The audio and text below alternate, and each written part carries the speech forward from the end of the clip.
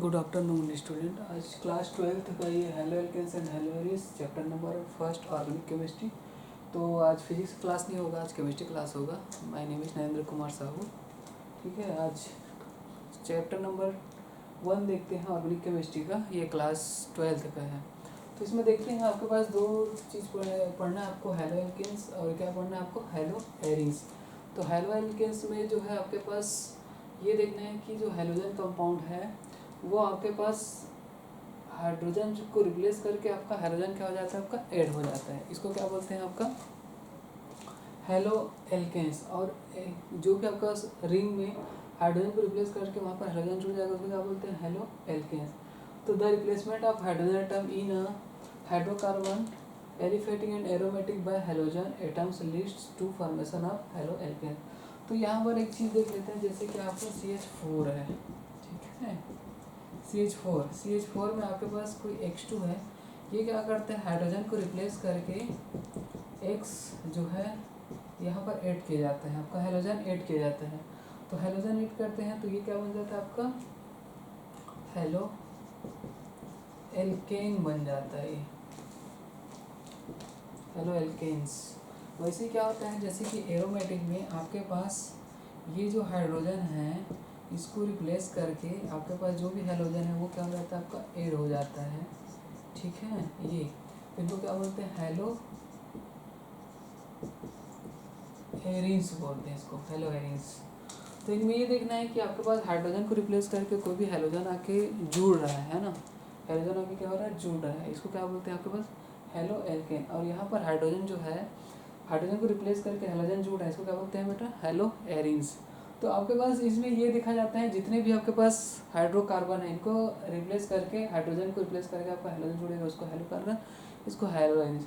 तो ये हेलोजन और ये कार्बन के बेस पे कि कितने नंबर ऑफ हाइड्रोजन को रिप्लेस करके आपका हेलोजन जुड़ेगा और नंबर ऑफ कार्बन ऐड है हुए हैं, उनके हिसाब से आपके पास देखते हैं क्लासिफिकेशन, देखते हैं कि क्या कितने टाइप के आपके पास हेलो एल्केन्स हेलो एरिन्स आपको देखने को मिलेगा।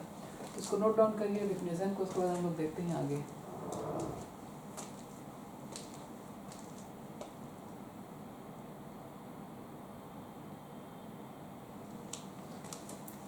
जो हेलोजन है इनको रिप्लेस किया जाता है आपका फ्लोरीन, क्लोरीन, ब्रोमीन और ये आयोडीन से, ठीक है।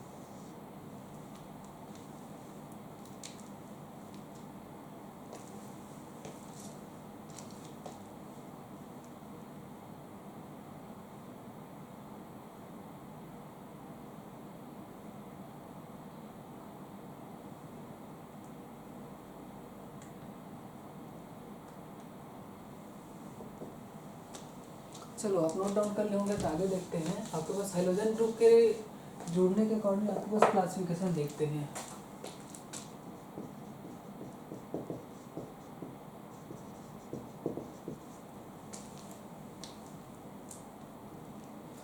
क्लासिफिकेशन में ये देखते हैं, on the basis of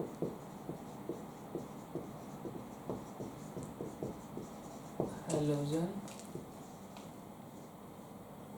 atom, on the basis of halogen atom.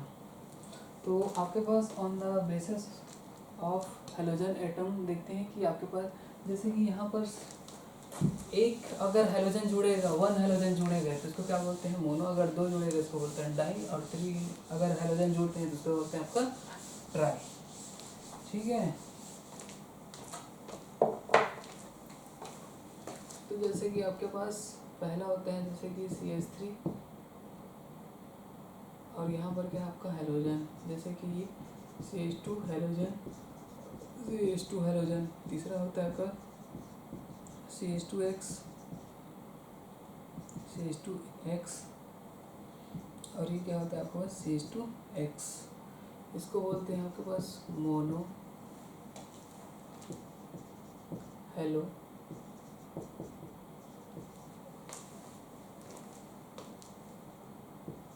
Alkanes. इसको बोलते हैं डाई हेलो एल्केन्स। इसको क्या बोलते हैं आपका ट्राई हेलो एल्केन्स। तो ये आपके पास number of halogen atoms add होने पर है कि कितने हेलोजन एटम आपका ऐड है। जैसे आपका फर्स्ट है, एक हेलोजन आपका ऐड है तो उसको बोलते हैं मोनो हेलो एल्केन्स, 2 आपका हेलोजन ऐड है इसको क्या बोलते हैं डाई हेलो एल्केन्स, और 3 आपका तो ट्राई हेलो एल्केन्स। तो इस प्रकार से आपके पास जो हेलोजन एटम है वो ऐड हुए हैं तो इसको बोलते हैं मोनो, डाई और ये ट्राई। इसको नोट डाउन करिए, आगे देखते हैं।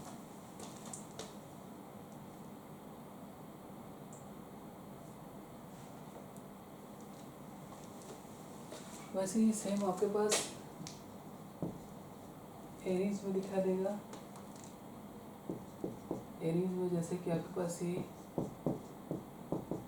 उसके बाद ये, उसके बाद mono hello Aries, die hello Aries और ये ट्राई हेलो एरीज होते हैं आपके पास। ठीक है, तो यहाँ पर क्या होगा, ये मोनो हेलो एरीज होगा, ये क्या होगा डाई हेलो एरीज होगा, और ये क्या होगा यहाँ पर ट्राई हेलो एरीज होगा।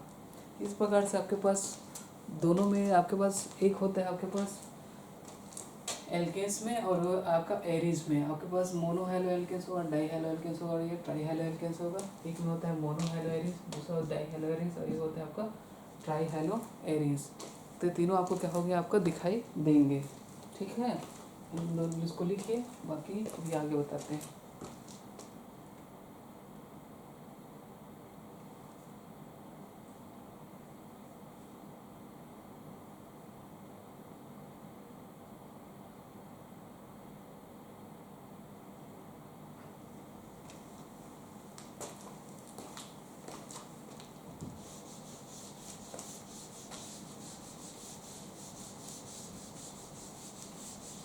अब देखिए यहाँ पर compound containing of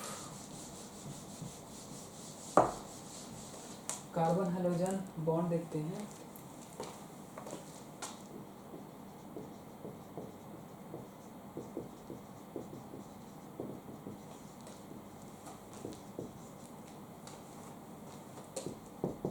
sp3 carbon halogen bond. तो यहाँ पर कंपाउंड कंटेनिंग की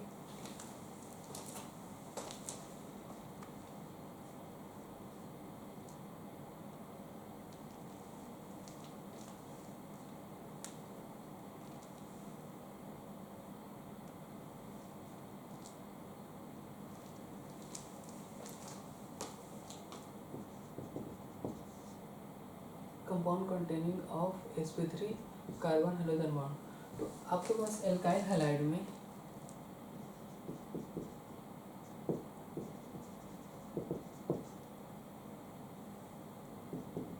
इन alkyl halide number of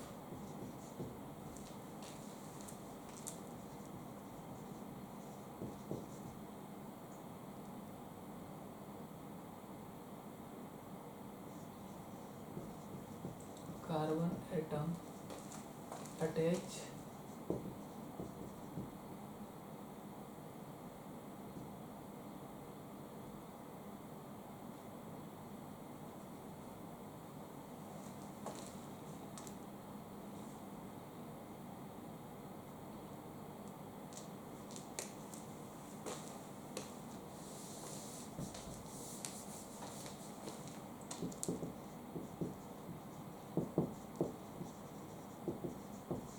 in this halide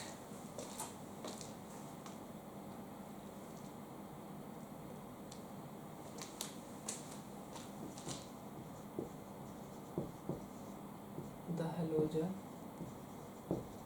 atom bonded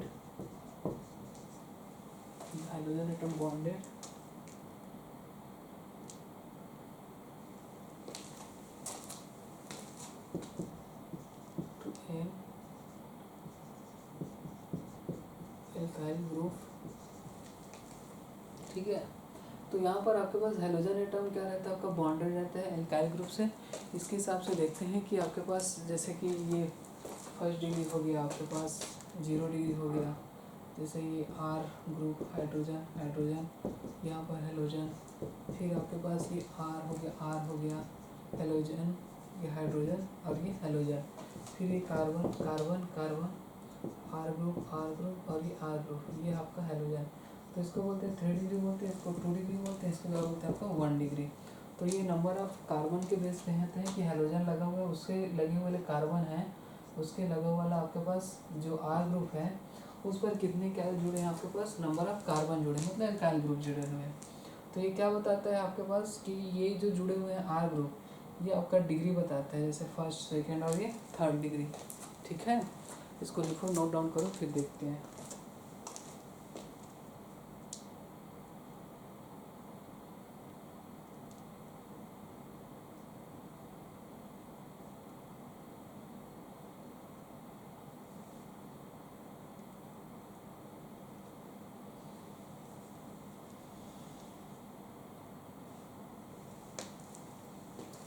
चलो ठीक है, उसके बाद देखते हैं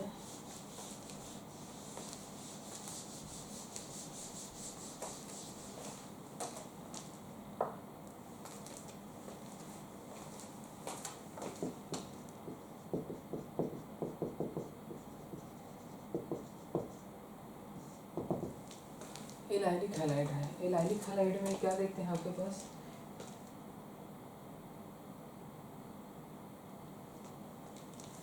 एलाइलिक हैलाइड किसको बोला जाता है, एलाइलिक हैलाइड उसको बोला जाता है कि सीधे वो कार्बन से क्या रहेगा, डबल बॉन्ड से, ये डबल बॉन्ड है कार्बन, इस वाले कार्बन से अगर कोई जुड़ा हुआ है आपके पास हाइड्रोजन, इसको क्या बोलते हैं आपका एलाइलिक हैलाइड। तो ये आपके पास क्या है, डबल बॉन्ड है, डबल बॉन्ड से डायरेक्टली अगर आपके पास जो हेलोजन ग्रुप जुड़ा हुआ है इसको क्या बोलते हैं एलाइलिक हैलाइड, एलाइलिक हैलाइड। ठीक है, ये क्या होता है आपका sp3 हाइब्रिडाइजेशन, ये sp3 हाइब्रिडाइजेशन, ये है आपका sp3 हाइब्रिडाइजेशन, क्योंकि आपके पास ये जो जुड़ा हुआ है ग्रुप, ये क्या होता है आपके पास sp3 होता है। ठीक है, ये एलाइलिक होता है, डबल बॉन्ड के बाद वाला जो कार्बन रहता है वो एलाइलिक होता है।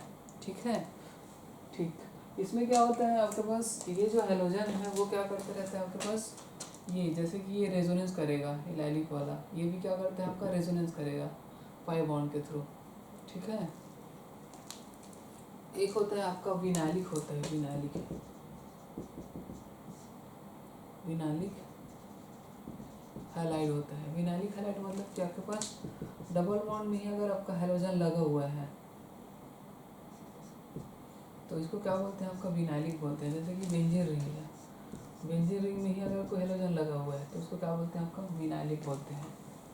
ठीक है,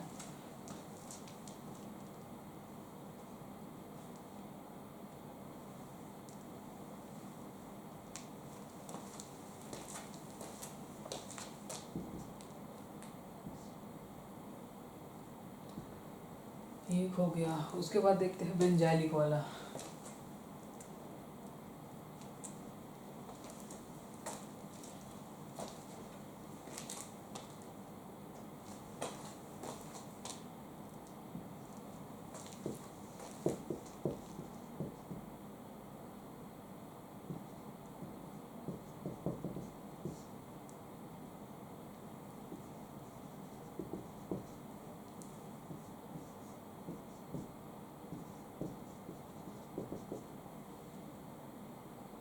तो ये आपका बेंजीन रिंग के बाद अगर कोई कार्बन हो, ये CH2, अगर इसमें कोई ग्रुप लगा हो इसको क्या बोलते हैं बेंजाइलिक, और इसको नहीं लगा हुआ ग्रुप उसको क्या बोलते हैं आपका बेंजाइलिक हैलाइड या फिर बेंजाइलिक कोई ग्रुप बोल देते हैं इसको। ठीक है, इसमें देखते हैं आपके पास कि कितने आपका हेलोजन जुड़ा हुआ है। मान लो जाए यहाँ पर आपके पास आर ग्रुप जुड़ा हो, हेलोजन है, अगर मान लो जाए ये ऐसे आर ग्रुप जुड़ा हो तो आपके पास ये कितना डिग्री होगा 2 डिग्री। मान लो जाए आपके पास ये आर ग्रुप है, ये हाइड्रोजन ऐसे जुड़ा हो तो ये क्या होगा आपका 2 डिग्री और 3 डिग्री होगा। ठीक, अगर इसमें दोनों हाइड्रोजन हो तो ये क्या होता है आपके पास ये 1 डिग्री होता है। तो इस प्रकार से आपका 1 डिग्री 2 डिग्री और ये 3 डिग्री आपको क्या होगा आपका दिखाई देगा। ठीक, इस प्रकार से आपका देखते हैं एलाइलिक हैलाइड बेंजाइलिक और विनाइलिक, ये सारा चीज़ आपको क्या होता है दिखाई देता है। ठीक, नोट डाउन करो इसको।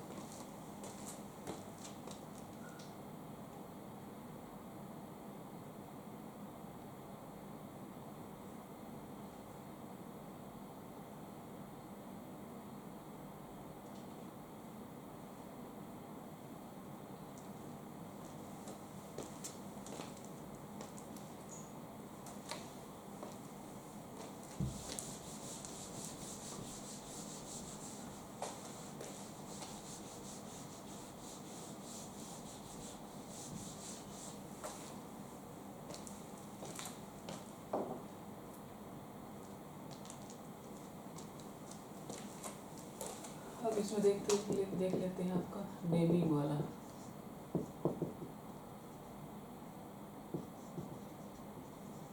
मोनो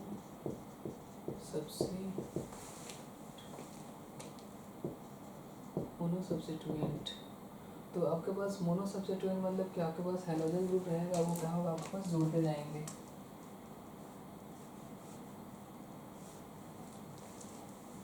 जैसे कि ये आपके पास CH3 CH2 CH2 और क्या रहेगा, हैलोजन रहेगा। इसको क्या बोलते हैं, नॉर्मल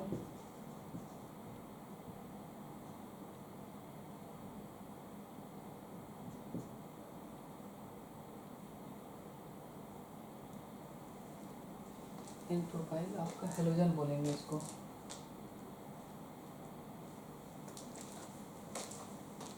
इसे क्लोरीन कर दिए। इन प्रोफाइल आपके पास क्या होगा, क्लोराइड होगा। ठीक है, जैसे मान लो इसी को आप CH3 और आपके पास क्या होगा CH2 और ये B आ रहा है, तो उसको क्या बोलेंगे, आइसो ब्यूटाइल ब्रोमाइड बोलते हैं। ठीक है, तो ये आपके पास आइसोप्रोपाइल ब्रोमाइड हो गया या फिर एन प्रोपाइल क्लोराइड हो गया, इसको आप नॉर्मल भी बोलते हैं। एन प्रोपाइल क्लोराइड हो गया, एन आइसोप्यूटाइल आपके पास क्या बोलते हैं, आपके पास ब्रोमाइड हो गया। तो ये आपका आईयूपीएक नेम होता है। ये आपके पास ये हैलोजन ग्रुप और उसके बाद उसमें कौन कौन सा आपके पास हाइड्रोकार्बन जुड़ा हुआ है वो देख के आपको क्या करना पड़ता है, देखना पड़ता है।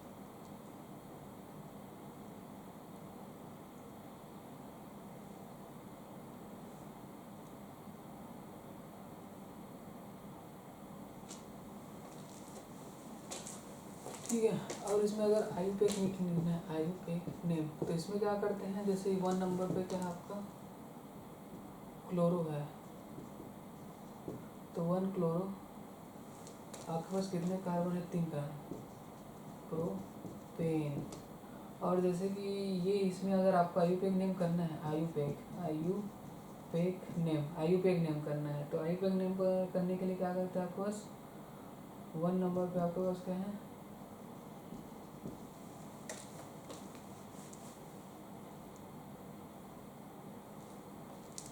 1 ब्रोमो 2 मिथाइल क्या होगा आपके पास, प्रोपेन। ये इस प्रकार से इसका क्या होगा, आईयूपीएक नेम होगा। तो ये सारा चीज़ें आपको क्या करना है, ध्यान में रखना है कि आपके पास ये कौन कौन सा ग्रुप जुड़ा हुआ है, कौन कौन सा क्या है आपका लगा हुआ है करके। ठीक है, तो ये सारा चीज़ें आपको देखना है कि इनमें हैलोजन ग्रुप क्या है, हैलोजन ग्रुप को सब्स्टिट्यूट की तरह जैसे कि हम लोग देखते हैं आईयूपीएक में कि ये होता है वर्ड रूट होता है, वर्ड रूट में आपके पास क्या रहता है, आप इधर प्रीफिक्स रहेगा, तो इसमें भी होता है आपके पास प्राइमरी प्रीफिक्स रहेगा, उसके बाद क्या होता है आपका सेकेंडरी प्रीफिक्स रहेगा। इसके बाद इधर देखते हैं प्राइमरी आपका क्या होगा, सफिक्स रहेगा, उसके बाद इधर क्या देखते हैं आपका सेकेंडरी सफिक्स रहेगा। तो ये सारा चीज़ें आईयूपीएक नेम में आपको ये आपका फंक्शनल ग्रुप होते हैं, जो भी आपका वो फंक्शनल ग्रुप है वो यहाँ पर रहेगा। इसमें क्या रहेगा, सब्स्टिट्यूट रहेंगे, सब्स्टिट्यूएंट ग्रुप क्या रहेगा आपके पास जुड़ा रहेगा, मतलब जो ये। ठीक है, तो ये सारा चीज़ें आपको देखना है कि कैसा आईयूपीएक नेम करना है। आईयूपीएक में वर्ड रूट होता है, वर्ड रूट मतलब कार्बन चैन। ये आपका क्या होता है, कार्बन चैन, मतलब कार्बन की क्या होती है, एक श्रृंखला होती है, कार्बन श्रृंखला होता है। ठीक है, कार्बन श्रृंखला। उसके बाद क्या होता है, प्राइमरी सफिक्स होता है, सेकेंडरी सफिक्स होता है, उसका प्राइमरी प्रीफिक्स और सेकेंडरी प्रीफिक्स। तो जो जिसका ऑक्सीडेशन स्टेट ज़्यादा रहता है उसको पहले रखते हैं, उसके बाद देन सेकेंड वाले को रखते हैं, उसमें भी वैसे ही करते हैं। जो आपका मेन आपका इसको कैसे अरेंज करना है, इसको अरेंज करना है A to Z में, हम जितने भी आपका प्रीफिक्स रहते हैं उसको A to Z में क्या करते हैं, आपका अरेंज करते हैं। ठीक है, चलो ठीक है, इसको लिखो, अभी देखते हैं आगे। और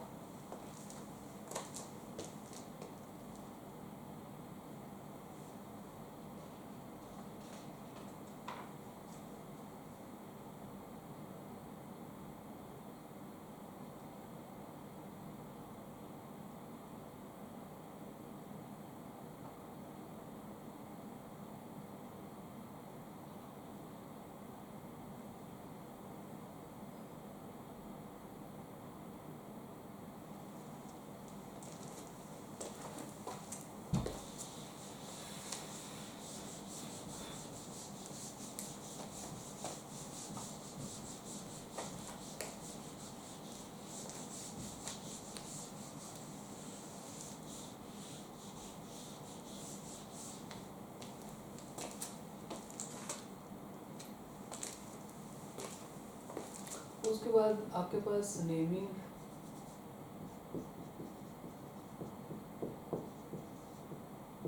ऑफ डाई सब्स्टिट्यूएंट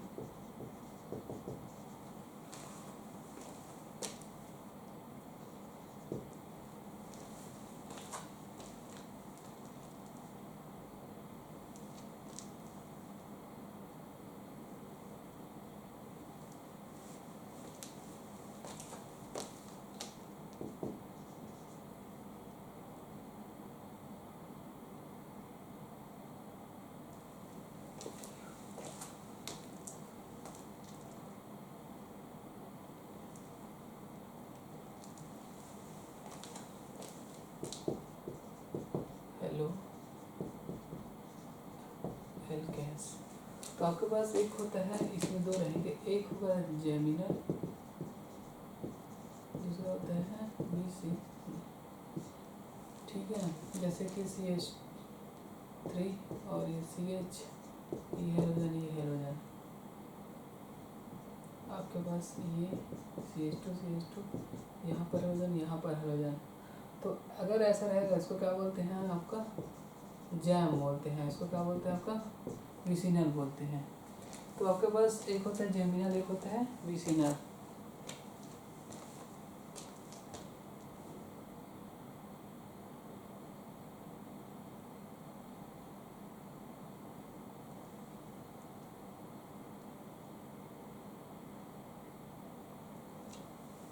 ठीक है, तो आपके पास जैसे कि ये है आपका इथाइलिडीन, यहाँ पर डाई हैलाइड, और यहाँ पर क्या है इथाइलिन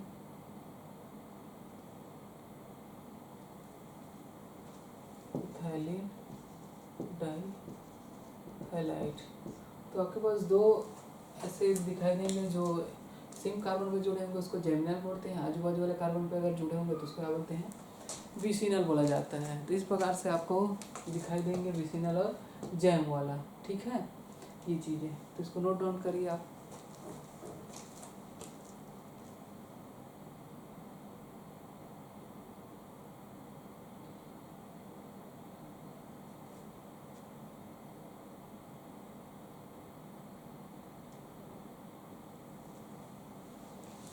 ठीक है, तो ये आपका तो क्या बोलते हैं इसे हेलो एल्केन्स की बात हुई। अब देखते हैं हेलो एरिन्स में।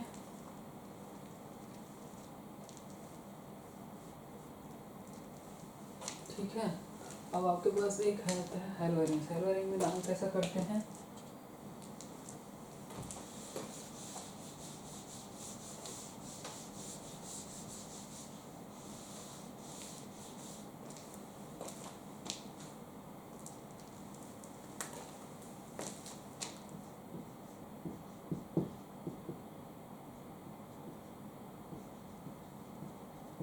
जैसे ब्रोमोबेंजीन हो गया,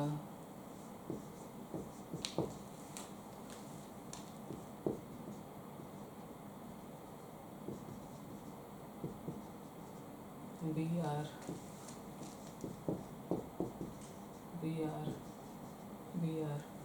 ये क्या होगा आपका बेटा ब्रोमोबेंजीन, और ये क्या होगा आपका पैरा ब्रोमोबेंजीन। ठीक है, तो इसको क्या बोलते हैं, जैसे कि आपके पास 1,3 डाई ब्रोमोबेंजीन, इसको क्या बोलते हैं 1,4 डाई ब्रोमोबेंजीन। तो ये आपके पास ये आयुर्वेदिक नेम होते हैं कि इसको नेमिंग करते हैं, जैसे कि ब्रोमोबेंजीन हो गया, मेटा ब्रोमोबेंजीन हो गया, और क्या होता है आपका पैरा ब्रोमोबेंजीन, या फिर 1,4 डाई ब्रोमोबेंजीन। 1,3 डाई ब्रोमोबेंजीन हो गया, 1,4 डाई ब्रोमोबेंजीन हो गया, ब्रोमोबेंजीन हो गया। इस प्रकार से आपके पास देखते हैं कि इनमें से जो हेलोजन ग्रुप है वो कौन कौन से पोजीशन है, आर्थो मेटा पैरा पे जुड़ा है कि कहाँ पर जुड़ा है। तो बेंजीनिंग में जैसे कि ये देखा जाता है, एक ग्रुप हो गई आर्थो मेटा और ये पैरा। ठीक है, तो तो ये ऐसा देखा जाता है अर्थ मेटा और पैरा। कौन कौन सा पोजीशन है अर्थ मेटा और पैरा का।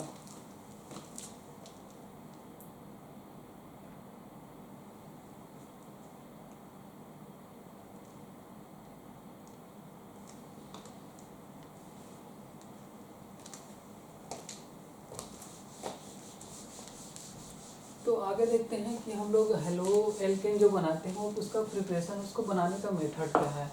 तो उसके हिसाब से जैसे कि प्रिपरेशन ऑफ हेलो एल्किस, मतलब मेथड ऑफ प्रिपरेशन।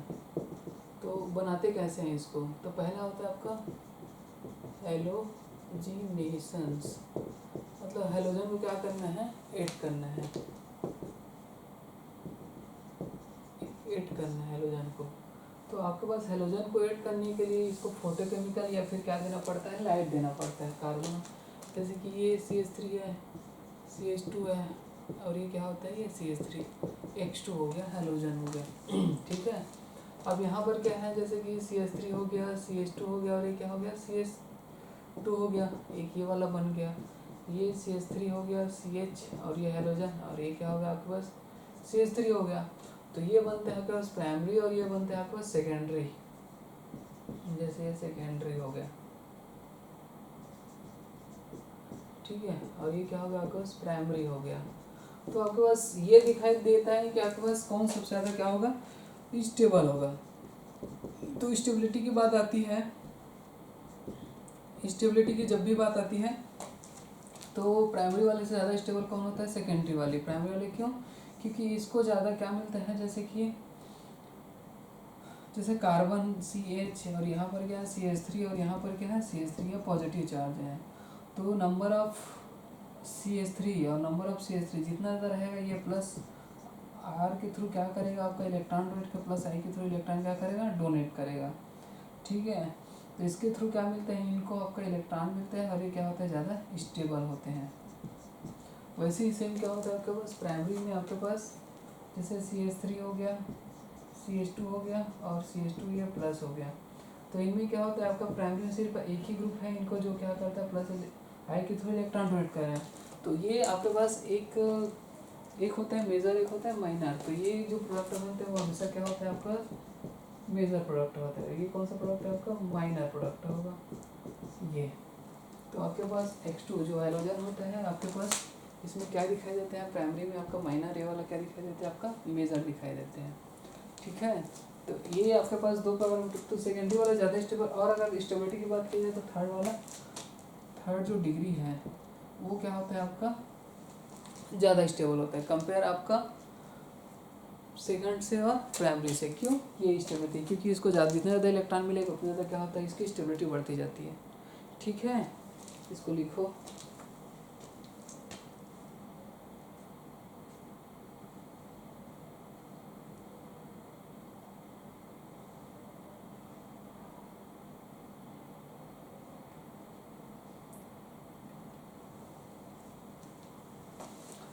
ठीक है, तो ये तो बात रही आपके पास हेलोजन को ऐड करने की, है ना। अब उसके बाद देखते हैं आपका एल्किन से,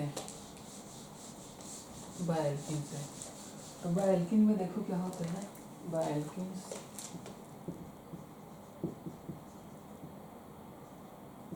तो बाय एल्किन में आपके पास ये क्या होता है, डबल बॉन्ड, मीन्स क्या होता है, ये अनसैचुरेटेड, ठीक है, अनसैचुरेटेड। तो इसमें क्या होगा आपका, वन क्या होगा, सिग्मा वन क्या होगा आपका, वन इज सिग्मा बॉन्ड होता है, वन इज क्या होता है आपका, पाई बॉन्ड होता है। तो जब भी आपके पास सिग्मा बॉन्ड होगा, पाई बॉन्ड होगा, तो होगा जैसे कि आपके पास अनसिमेट्रिकल में होता है।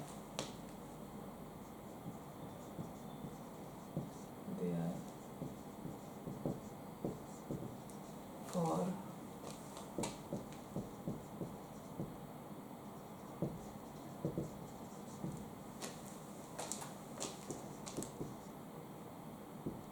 अनसिमेट्रिकल में, जैसे कि ये CH3 CH डबल बॉन्ड क्या, CH2, और ये क्या होता है आपका HCl, तो आपके पास ये दो प्रकार से ब्रेक करेंगे, एक H प्लस और एक क्या होगा Cl माइनस। तो जो Cl माइनस है वो नेगेटिव पार्ट है, इसमें आपका प्लस आई इफेक्ट के थ्रू इलेक्ट्रॉन शिफ्ट करेगा यहाँ। जैसे ये CH3 होता है CH पॉजिटिव और CH2 क्या होता है आपका नेगेटिव होता है। तो आपके पास जैसे CH3 CH प्लस और CH2 क्या होगा आपका माइनस होगा, तो CH3 CH पॉजिटिव और CH2 क्या होगा माइनस। तो आने वाला जो नेगेटिव पार्ट है वो कहाँ जाता है, लो हाइड्रोजन के पास जाता है, और यहाँ पर क्या जाता है हाइड्रोजन। तो इस प्रकार से CH3 CH क्लोरीन और ये CH2 आपका हाइड्रोजन क्या जाता है, ये आपका लग जाता है। तो यहाँ पर ये देख रहे हो कि आपके पास ये जो नेगेटिव पार्ट है वो कहाँ जा रहा है, आपका पॉजिटिव के पास जाए। तो जो पॉजिटिव यहाँ पर क्या है आपके पास सेकेंडरी है, ठीक है। और ये भी बन सकता है जैसे CH3 CH2 ये हाइड्रोजन और CH2 और ये क्या होगा क्लोरीन, ये भी बन सकता है, लेकिन ये नहीं बनेगा। ये क्या होगा आपका माइनर होगा और ये क्या होगा आपका मेजर होगा, ठीक है। तो ये वाला क्या होता है आपके पास, ये आपका जो अनसिमेट्रिकल जो एल्किन्स है उसमें वर्क करता है कि आपके पास H प्लस और Cl क्या है आपका माइनस है। तो आपके पास ये जो पॉजिटिव चार्ज होते हैं ये कहाँ आता है आपके पास सेकेंडरी में, और ये कहाँ आता है आपके पास प्राइमरी में आता है। तो जो सेकेंडरी वाला रहता है वो ज़्यादा स्टेबल होता है क्योंकि दो तरफ से CH3 ग्रुप है, तो दोनों तरफ से क्या मिलता है इनको प्लस आई मिलता है, और इनको क्या मिलता है आपके पास फर्स्ट वाला है तो ये क्या मिलता है आपको, इनको सिर्फ एक ही तरफ से मिलता है, तो ये क्या होता है आपका माइनर। मतलब ये बनेगा लेकिन कम बनेगा, ये बनेगा लेकिन ये क्या बनेगा आपका ज़्यादा बनेगा। तो आपको ये देखना है कि ये जैसे रेजोनेंस करके भी देखना है, क्योंकि मार्कोनी का फ्रूट जो है यहाँ पर लिख देता हूँ, ये मार्कोनी का fruit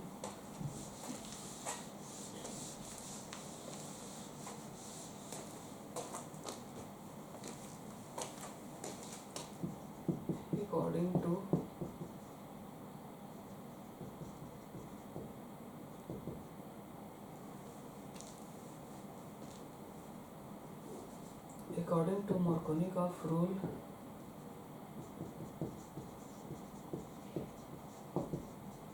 negative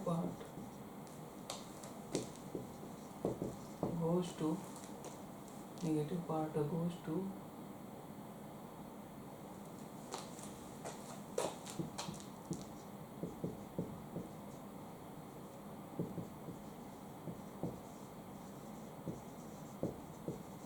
low hydrogen atom, negative part goes to low hydrogen atom.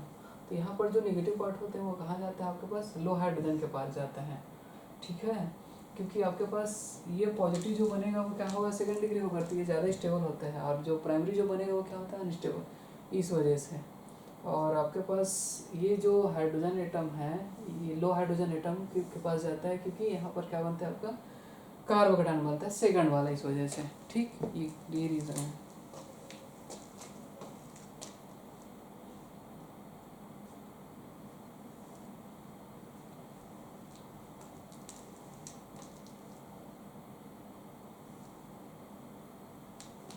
ठीक है, उसके बाद देखते हैं हम लोग एंटी मार्कोनिकॉफ रूल, एक और रूल है एंटी मार्कोनिकॉफ रूल। इसमें तो ये हो गया, उसके बाद क्या देखते हैं एंटी मार्कोनिकॉफ रूल। तो एंटी मार्कोनिकॉफ रूल में क्या होता है कि आपके पास जो निगेटिव पार्ट है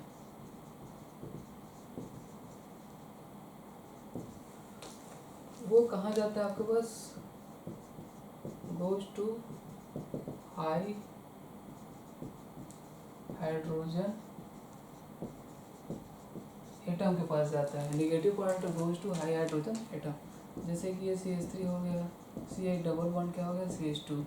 तो यहाँ पर क्या है आपका HBr है। इसमें जो रेजिन यूज़ किया जाता है वो पर ऑक्साइड यूज़ किया जाता है, जैसे H2H2 हो गया, C6H5, और आपके पास क्या आता है 2O रहेगा। तो इसमें जो यूज़ किया जाता है वो क्या होता है आपका पर ऑक्साइड।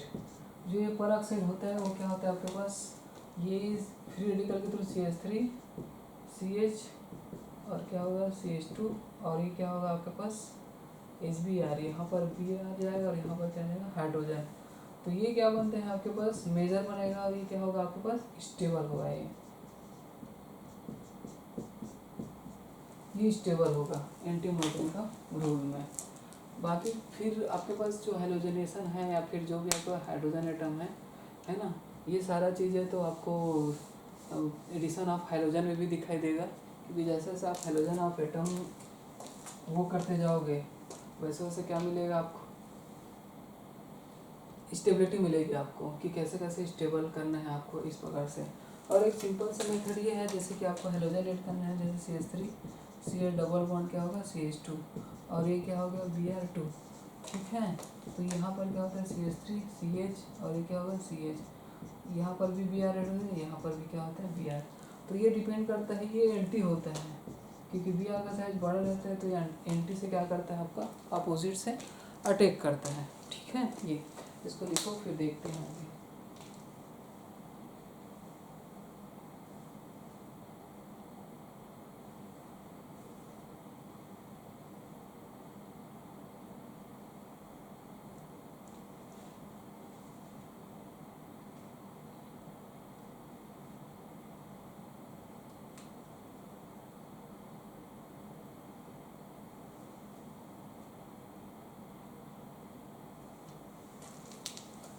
चलो ठीक है, आगे देखते हैं। अब एल्कोहल से प्रिपरेशन करते हैं कि एल्कोहल में कि क्या बोलते हैं से एल्कोहल में देखते हैं कि आपके पास एल्कोहल से कैसे बनाया जाता है।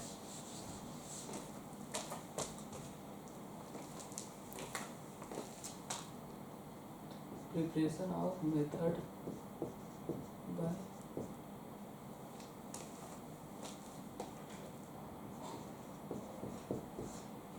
एल्कोहल। तो इसमें एल्कोहल में आपके पास जो भी OH रहेगा इनको HBr के थ्रू क्या किया जाता है, जैसे इसमें डाला जाता है रिएजेंट, जिंक क्लोराइड हो गया, HCl हो गया, ठीक है। और इसमें क्या किया जाता है OH को रिप्लेस किया जाता है थ्रू आपका हेलोजन के, और आपको H2 क्या हो जाता है रिलीज। तो इसमें भी आपके पास जो एल्कोहल मिलेंगे वो 3 टाइप के मिलेंगे, जैसे कि प्राइमरी मिलेगा, सेकेंडरी मिलेगा और क्या मिलेगा आपको टर्सरी। तो आपके पास जो टर्सरी वाला जो OH है वो क्या रहता है आपका मोस्ट स्टेबल होता है, ठीक है। तो आपके पास ये देखो, आपके पास जो OH है R ग्रुप, ये R ग्रुप, ठीक है। जब ये क्या करता है OH रिप्लेस करता है तो यहाँ पर बनता है आपका कार्बोकैटायन, और कार्बोकैटायन स्टेबिलिटी डिपेंड करता है इसको नंबर ऑफ इंडक्टिव इफेक्ट, कितने R ग्रुप जुड़े हैं और क्या कर रहे हैं, इनको इलेक्ट्रॉन डोनेट कर रहे हैं। तो उसके बाद ये जो जिंक क्लोराइड है और जो HCl है, ठीक है, ये जो HCl है ये ब्रेक करता है H+ और Cl- में। अब ये क्या करेगा, कार्बोकैटायन इंटरमीडिएट बन के अब ये क्या करता है आपके पास हेलोजन जो है आपका Cl- पे आके आपका जुड़ जाएगा R, ठीक है। तो इस प्रकार से क्या होता है आपका जो हेलोजन ग्रुप है वो आपका OH को रिप्लेस करने के बाद आसानी से वहाँ पर आके जुड़ जाता है, ऐड हो जाता है, ठीक। उसके बाद आता है आपको सेकेंडरी में आपके पास ये R और एक होता है हाइड्रोजन, यहाँ पर OH है, यहाँ पर भी वही है, यहाँ पर जो OH रिलीज होता है तो बचता क्या है आपका R और ये हाइड्रोजन। तो यहाँ पर जो जिंक क्लोराइड है और आपके पास HCl है ये भी ब्रेक करेगा H+ Cl- में, और यहाँ पर जो पॉजिटिव है वो निगेटिव अट्रैक्शन करेगा। तो यहाँ पर आपके पास क्या बचेगा क्लोरीन R और ये H, ये सेकेंडरी बनते हैं। तो इसमें जो H2 जो रिलीज होता है इसमें भी H2 रिलीज होता है। इसमें क्या होता है आपके पास टर्बिडिटी दिखाई देती है, ये बहुत फास्ट टर्बिडिटी दिखाई देगा, मतलब 5 मिनट कुछ या फिर 5 सेकंड में दिखाई दे देगा ये टर्बिडिटी, क्योंकि ये स्टेबिलिटी होता है क्लोरीन जैसे होता है तो बहुत ज़्यादा धुंधलापन दिखाई देता है टेस्ट ट्यूब में। और आपके पास ये जो क्लोरीन है ये जब ऐड होता है तो ये 5 मिनट के बाद दिखाई देता है टर्बिडिटी, आफ्टर 5 मिनट्स टर्बिडिटी आपको दिखाई देती है। तो ये जो तो खैर ये नॉर्मल सा ये है एल्कोहल है। अगर इसमें अगर ये पूछा जाए कि रीअरेंजमेंट से होगा तो रीअरेंजमेंट करना पड़ेगा, कार्बोकैटायन जो बन रहा है वो रीअरेंजमेंट के थ्रू क्या करता है अपना स्टेबिलिटी प्रोवाइड करता है। तो ये मोस्ट इम्पॉर्टेंट आपका मेथड था आपका हेलो एल्केन्स बनाने का थ्रू आपका एल्कोहल से। तो ये बहुत ज़्यादा इंपॉर्टेंट है 3 और 2, क्योंकि ये 3 डिग्री जो रहता है वो क्या करता है कार्बोकैटायन की रीअरेंजमेंट के थ्रू स्टेबिलिटी प्रोवाइड करता है, और सेकेंडरी वाला क्या करता है आपके पास कम स्टेबल होगा लेकिन आपके पास ये भी क्या होगा स्टेबिलिटी अच्छा खासा अचीव कर लेता है। तो ये आपका ये चीज़ें याद रखना पड़ेगा, यहाँ से क्वेश्चन अब बनते हैं, ठीक है, तो आज के लिए इतना ही रखते हैं, बाकी कल देखेंगे।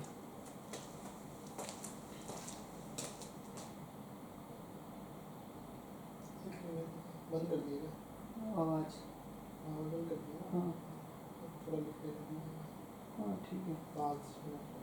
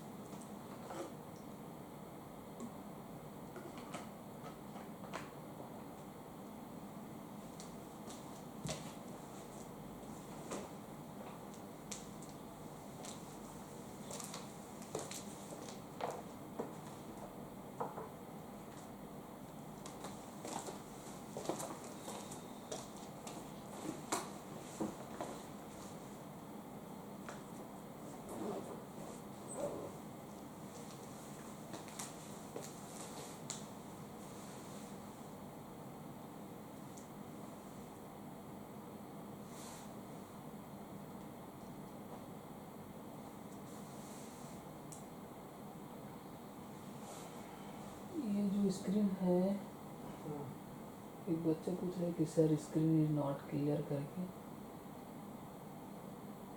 तो वो नेटवर्क वजह से होता है क्या स्क्रीन नॉट क्लियर हाँ नेटवर्क वजह से।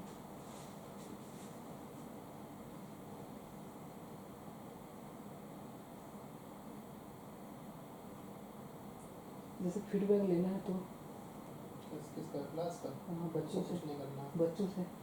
अरे वो क्यों करोगे फिर लोग करना फालतू का फीडबैक नहीं लेना हाँ कलेक्टर को और सीईओ को लेना हो तो सब ले लेते हैं पता कर लेते हैं पता नहीं चलने लगता आप सिर्फ फोकस करो मतलब कंटेंट पे और प्रेजेंटेशन पे बस और कुछ ना करो शिकायत ऊपर जाएगी दिक्कत हो जाएगी क्योंकि एक नेगेटिव पॉइंट ये है ना आपके साथ कि आप एकेडमिक टीचर हो पहले से एक्सपीरियंस में कहीं नहीं लिखा छूलो आसमान या प्रयास या वो कुछ ये बात क्या है ना अब जैसे ज़रा सा भी नहीं समझ में आया बच्चे जाएंगे पेरेंट्स आते हैं इसके पास कलेक्टर के पास मतलब ये बुलाता है पेरेंट्स मीटिंग तो उसमें रिव्यू लेता है तो जैसे अभी मैं अपना देता हूँ इधर बैठो और दिखाता हूँ ये श्रीनाथ है टेक्निकल डायरेक्टर है ना ठीक है ये ऑनलाइन पूरा यही चलाता है गवर्न करता है ये टेक्निकल डायरेक्टर है तो कभी कहते हैं जैसे मतलब हाँ टीचर एक तो थे ये गड़बड़ कर ले तो मैं तुरंत स्क्रीनशॉट खींच के ऐसा लिखता हूँ ठीक है इसके इसमें भी बच्चे आपत्ति कर देते हैं ठीक है इसमें despite of regular reminders some teachers and students are again interrupting in classroom writing big letter लिखो ये लिखो वो लिखो वो जबकि इतना भी छोटा नहीं है अगर उनको नहीं समझ में आ रहा ये मान लो नीचे वाला Sir, I am carried a few and even collector sir was telling today in TL meeting that there are concerns on outside of the letters our teachers are using. He was met by a few parents who have appreciated the initiative and the quality of classes, but at the same time have underlined the need to write a bit big on whiteboard so that kids can be able to read it properly. So actually in some classes around 50 students sitting, they naturally apply 5 to 6 rules from the scale, so might finding it difficult to take down the notes. Better to have the special session one day to sort out this issue, sir. से एक बात ये clear है कि parents जाते हैं collector के पास साफ साफ लिखा ना ही was met by a few parents तो ये चीज़ रहती है बाकी हम लोग भी पहले रहते हैं एक बच्चा था तो आज लोग मेरे लिए कह रहा सर क्लियर नहीं दिख रहा है बोले दिस इज टेक्निकल एरर मैं डांट देता हूँ don't speak in between the class until unless you are told to do so from my side as these lectures are being recorded visit visual दिख रहा है सर एक मिनट भी आप हो ही इतने स्मार्ट सर कि पूरा सिस्टम लैग हो जाता है तो मैं फिर नीरज नामदेव है वहाँ पीजीटी टीचर फिजिक्स का उसको भेजा तो उसके बाद तुरंत प्रिंसिपल का फ़ोन आ गया याद धर्मेंद्र यादव का बारसूर का प्रिंसिपल है JNV का माफ़ी मांगने लगे सर बच्चे बदतमीज है ये अरे यार ठीक है सर आपकी कोई इसमें गलती थोड़ी ना खुद ही मुझसे इतने सीनियर हो तो ये है अपना काम मजबूत रखो, कंटेंट बढ़िया मजबूत से जो पढ़ाना है छुल्लू आसमान में यहाँ पे उसको रात में बैठ के बढ़िया से लिख लिख के आराम से करो। यही तरीका, कोई तरीका नहीं बचा पाएगा। बढ़िया से आराम से बढ़िया राइटिंग बनाओ, कम पढ़ाओ, ऐसा पढ़ा दो कि मज़ा आ जाए बस। और क्वेश्चन बीच बीच में डालते रहो, एक टॉपिक पढ़ाए क्वेश्चन डालते रहो बस। मेहनत करनी पड़ेगी आपको इस साल। अगर इस साल शिकायतें आई और फिर अगले साल रिन्यूअल इन्होंने कर दिया, मतलब वैकेंसी निकाल दी, तो फिर क्या होता है, एक मन बना लेते हैं इसका नहीं रखना। हमारा गोल सर का इसलिए कि हम लोग का फीडबैक और सब चीज़ें बहुत अच्छी थी, रिजल्ट भी अच्छा है, केमिस्ट्री का रिजल्ट अच्छा है। तो पटेल अच्छा था केमिस्ट्री टीचर जो था, मेरा साथी था, मगर जो यहाँ था वालूद कैंपस में वो बहुत हमारे जो केमिस्ट्री टीचर था वो बहुत अच्छा था। तो उसका क्या था आकाश में हो गया था, 16 लाख के पैकेज में आकाश में चला गया। फिजिक्स वाला भी 22 लाख के पैकेज में गया। हम लोग यहाँ सिर्फ कोचिंग पढ़ाने आते हैं, हम लोग ये सब स्कूल वगैरह कोई मतलब ही नहीं, क्योंकि सभी बीटेक हैं, वो भी गवर्नमेंट कॉलेज से बीटेक था, मेरे साथ कहीं पढ़ा हुआ था। तो हम लोग स्कूल पढ़ा के क्या करेंगे, इतनी दूर घर से आ रहे हैं, तो स्कूल के लिए आएंगे। स्कूल में पढ़ाने का कोई मतलब भी नहीं है ना, मतलब प्रिंसिपल बनना हो तो ठीक है, पढ़ाना ही है तो कोचिंग में। आपका पीजी कब का है, किस ईयर का है? 17 का है, यानी लगभग 6 साल हो गए आपको पढ़ाते पढ़ाते। एक किताब है, हाँ वही तो थोड़ा उसमें देखो कोई दिक्कत नहीं है, ऐसा नहीं है अकेडमिक टीचर को कोचिंग टीचर नहीं बन सकता, मगर एक अपॉर्चुनिटी मिली है तो उसको हल्के में मत लो। JDB, हाँ वो होगी ना, तो इसकी तरफ PDF है?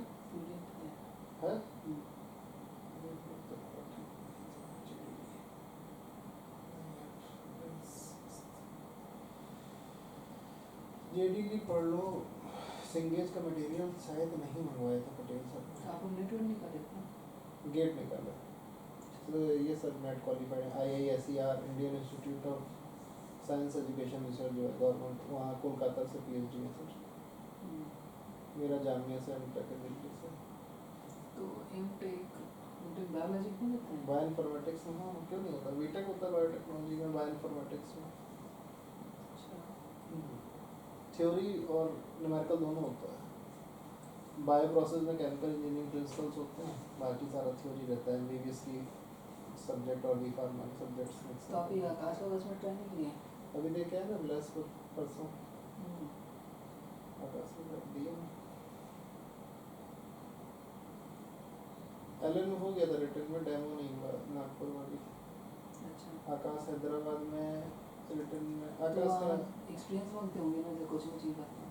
हाँ वो तो मांगते हैं, मतलब LN और PW वाले तो अभी आकाश की फैकल्टी उठा के रख रहे हैं, उनको फर्स्ट प्रेफरेंस दे रहे हैं। PW भी जाना था मुझे औरंगाबाद, मगर मैं नहीं गया क्योंकि यहाँ पे मेरा ज्वाइनिंग मतलब क्या था, पहली लिस्ट में वो गेंद्राल निषाद को रख दिया गया था, BSc MSc कैंडिडेट को। उसको 6 नंबर दे दिया, मुझे बीटेक में 2 नंबर और एमटेक में 4 नंबर दिए। फिर कलेक्टर के यहाँ DO के यहाँ आपत्ति डाल दिया, तो मेरा बढ़ाया गया 4 नंबर। इंटरव्यू नहीं जोड़ा तो मेरा एक्सपीरियंस 1 साल का छूट आसमान गोयल सर को दिया, 7 नंबर बढ़ गए तो मैं 3rd नंबर पे आ गया। वो भी जूनियर था अपना गेंद्राल निषाद, गोयल सर का ही जूनियर है। मतलब वही वहाँ जब पढ़े वहाँ हाँ JNV डूंगरगढ़ से। नवोदय की है डूंगरगढ़ से? हाँ आप कहाँ नवोदय से? नहीं, मेरा तो ऐसे गवर्नमेंट स्कूल, सब पूरा गवर्नमेंट स्कूल कॉलेज सब गवर्नमेंट है। रहा नहीं है, वही तैयारी कर रहे थे नेट वेट का, और बस गवर्नमेंट का तैयारी कर रहे थे। नहीं तो यहाँ पे ये मान लो डेली क्या है ना, बच्चे IIT JEE वाले आपको दिक्कत पैदा कर देंगे हमारे कैंपस में। जागृति कश्यप वगैरह होशियार है बच्चे, बहुत पढ़ रहे हैं। 12th वाली जागृति लड़की होशियार है। ड्रॉपर है क्या? ड्रॉपर वाले भी निकिता वगैरह भी ठीक है, 400 नंबर तक ला रहे हैं, 380 400। 1-2 आकाश के भी पढ़ के आए थे, उनका सिलेक्शन हो गया मेरी इस बार।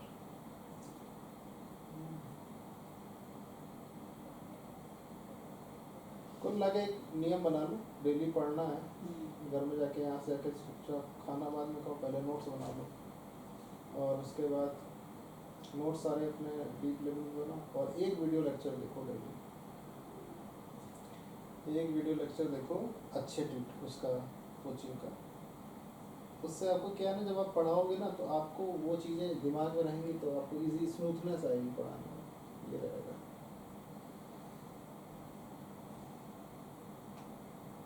एक्चुअली पहले जो आपके 3 कैंडिडेट हैं वो सब कोचिंग लाइन वाले हैं। विभा विश्वकर्मा भी कोचिंग लाइन वाली है, पप्पू कुमार भी हैं, आप तीसरे नंबर पर हो। 2 कोचिंग वाले थे तो आप एकेडमिक वाले थे, मगर आपने जब ट्राई किया आपका हो गया मान लो, मतलब तीसरे नंबर वो दोनों नहीं लिए।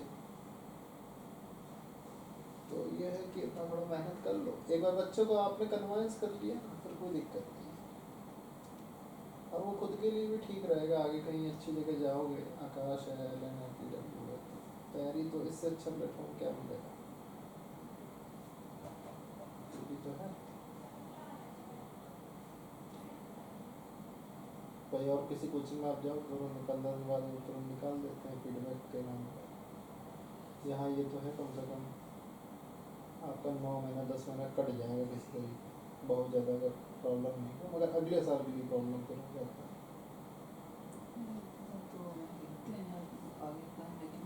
मतलब फीडबैक का मतलब ये नहीं होता कि आप जो पढ़ा रहे हो इसमें कोई दिक्कत नहीं, कोई कमी नहीं है, कंटेंट बच्चों को इतना भी नहीं आता होगा ये जो आप लिखे हो।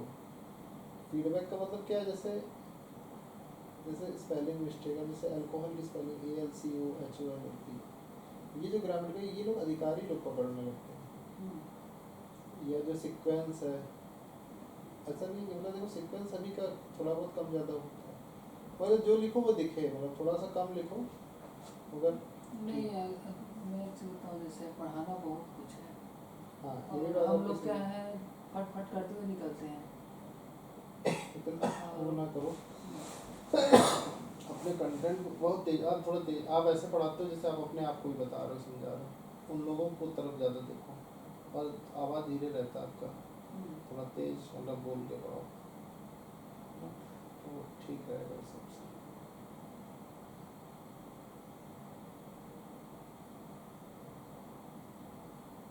और 2 चीज़ों में दिक्कत आएगी, एक राइटिंग में और दूसरा अभी जो आज का हम लोग समझ में आया।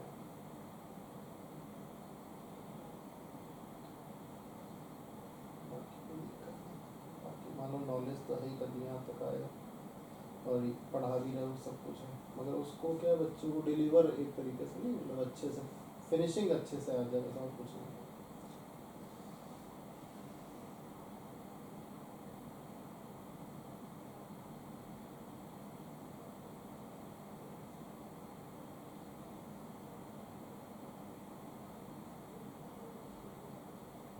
तभी ये आपका चल रहा है, किसी बहुत सारे रिपोर्ट करना है, जैसा ये प्रिंसिपल्स ऑफ इनहेरिटेंस देखो गूगल सब पढ़ा है। बंद है ना माइक?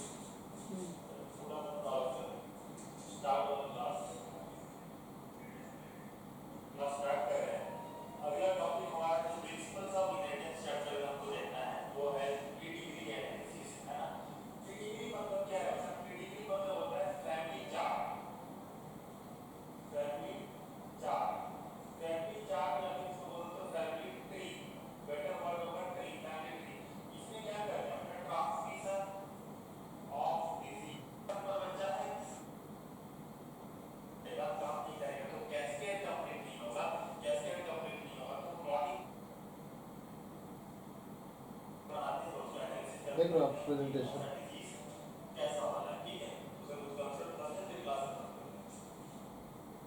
पहले से लिख रखा है। नहीं नहीं ये तो सब लिखते जा रहे हैं ना।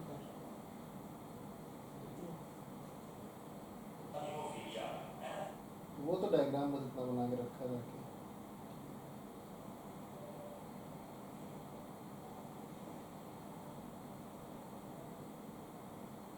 फिजिक्स वाले सर अपने कामेश्वर सर आज इंटरव्यू का आज NIT का एयरपोर्ट पे बोले हैं, गरियाबंद में पहला नंबर आया है इनका। दिल्ली जॉइन कर रहे हो? हाँ नहीं कर रहे यहाँ ज़्यादा अच्छा प्रोडक्ट है ना, गरियाबंद तो अभी नया शुरू हुआ है।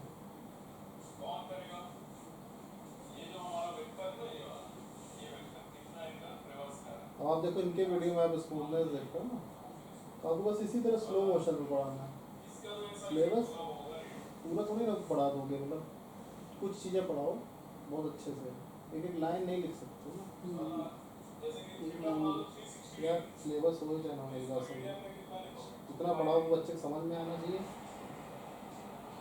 सिलेबस नहीं हुआ ये बहुत बड़ा इशू नहीं है, मतलब वो टाइम और क्लास लेके आपको मिल जाएगा कि हाँ लेट ज्वाइन किया बंदा, अगर जो पढ़ा रहे हो वो नहीं समझ में आ रहा तो फिर प्रॉब्लम होती है। बहुत डीप भी नहीं जाना है, बहुत ऊपर भी नहीं जाना है, मीडियम में रखना है। जैसे हमारे साथ प्रॉब्लम क्या है कि हम NCERT से नहीं पढ़ाते हैं, हमें LN या कुछ कंटेंट, डीप कंटेंट ही पढ़ाना होता है, मतलब गोल से पढ़ाते हैं। वो कई बार क्या मीडियम लेवल में पढ़ा देते हैं, वो किसी किसी टॉपिक में इतना लेवल हाई चला जाता है उनका, बहुत हाई, जैसे वो PhD है बंदा है, तो वो तो उसको तो किसी भी टॉपिक में ले जाओ तो उसका बिल्कुल लिस्ट निकाल के रख देगा। तो यही है, अब हम लोग क्या है, हम लोग हाई लेवल पढ़ाते हैं, मगर कई बार क्या होता है बच्चे शिकायत करते हैं सर NCERT से भी ज़्यादा हो रहा है। बच्चे आजकल के हरामी हैं, उनको क्या है, तुम उनको मेहनत करके चीज़ दे रहे हो, वो तो चाहिए NCERT पढ़ा दो सूखा सूखा कम। NCERT से यार 70% नीट का पेपर हो सकता है, वो उसमें भी टाइम टेकिंग हो जाएगा। अब ये बच्चे वहाँ पढ़ रहे हैं, रायपुर में जो बच्चे LN की कोचिंग कर रहे हैं, उनको ये 10 बुकलेट दी जाती है, वो पढ़ के ये पढ़ के बैठेंगे, तुम सिर्फ NCERT पढ़ के जाओगे। NCERT का एक्सपेंशन ही है, कुछ ऐसा नहीं कि आउट ऑफ NCERT मिलेगा कि नहीं मिलेगा? ये तो आपको लेना पड़ेगा, आप मंगवाओ उससे ऑनलाइन, क्योंकि यहाँ पे लोगों के पास है, पॉल के पास होगा ये वाला बुकलेट केमिस्ट्री का, तो वो अपने फैकल्टी को देगा, आपको क्यों देगा? और क्या, वो वैसे भी नहीं शेयर करते हैं कोई चीज़। आप उनसे सिर्फ क्वेश्चन आंसर की PDF मांग सकते हो, इस बहाने से भी पेपर बनाना है, ये करना है, ना दे तो भी बस ले आना। और नहीं दे किताबें जो चाहिए वो केमिस्ट्री की वो लिख के दे दो, कोटेशन मैडम मंगवा के, अच्छी किताबें बढ़िया मंगवा दो, जो है वो ना मंगवाना, टेक्स्ट बुक्स मंगवाना, टेक्स्ट बुक्स समझ, जैसे अच्छी किताबें में सिंगेज का मटेरियल मंगा, ऑनलाइन देखो कितने का है, उसको ऑनलाइन बुक कर दो, ऑनलाइन बुक कर दो, या फिर वहीं रायपुर से आ जाएगा, मैडम को बता देना। वैसे किताबें हैं मंगाई गई मैडम, क्योंकि ऑनलाइन वो किताबें आ चुकी है पिछले साल, क्वेश्चन बैंक तो आ ही चुका है, आप टेक्स्ट बुक नहीं मंगा सकते हो। टेक्स्ट बुक में ये हो जाता है कि आपके पास खुद होनी चाहिए टेक्स्ट बुक। तो ये ऐसा वाला नहीं है, ये तो हम लोग का खुद का है ना, पर्सनल है। वो लोग LN का सेट मंगाए थे पूरा उधर कैंपस पर, हम लोग नहीं मंगाए थे, क्योंकि हमारे पास बायो का था ही, केमिस्ट्री वाले का केमिस्ट्री का था अपना खुद का, फिजिक्स वाले का खुद का था, वो 4 साल पुराना था, तो हम लोग ये मंगाए ही नहीं, हम लोग क्यों मंगाएंगे जब हमारे पास 10-11 बुकलेट आकाश का LN का सबका मटेरियल पड़ा हुआ है। इस मटेरियल की जुगाड़ करो, कहीं से भी करो, बारूद कैंपस जाओ, आती से मिलो किसी से मिलो, तो हमको LN का सर जो मटेरियल है वो बुकलेट दीजिए सर,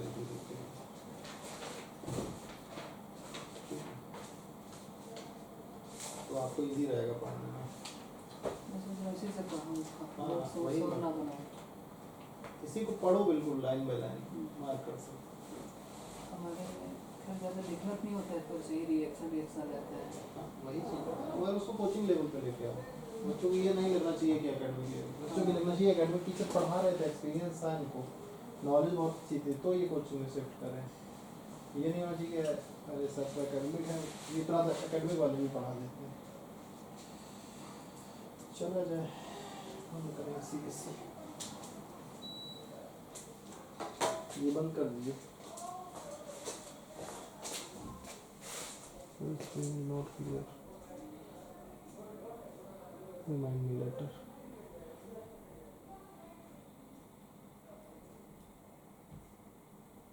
शट डाउन है ना, अब समझ तो गए हो। इसका पासवर्ड देखो, कल तो वही लेंगे फिजिक्स वाले सर, आपका कुछ इंतज़ाम करा जाएगा। इसको बंद कर दिया था आपने? इधर बंद नहीं है, अरे यार चल रहा है। रिकॉर्ड हो गया होगा तो